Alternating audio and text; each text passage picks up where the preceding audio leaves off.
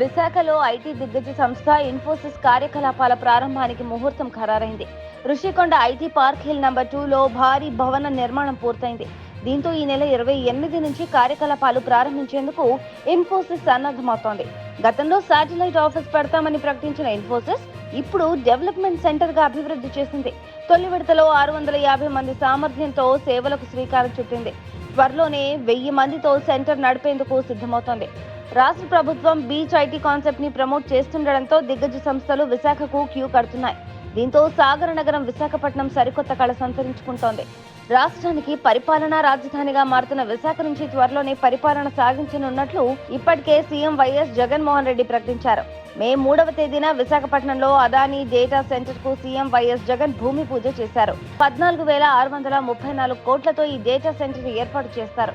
దీనివల్ల దాదాపు 25,000 మందికి ప్రత్యక్షంగా పరోక్షంగా ఉద్యోగ ఉపాధి అవకాశాలు లభిస్తాయి. ఇది దేశంలోనే అతిపెద్ద డేటా సెంటర్ గా మారింది. విప్రో, మైక్రోసాఫ్ట్, ఐబిఎం, టీసీఎస్ వంటి దిగ్గజ ఐటీ కంపెనీలు విశాఖపట్నం నుంచి కార్యకలాపాలు ప్రారంభించేందుకు సిద్ధమవుతున్నాయి.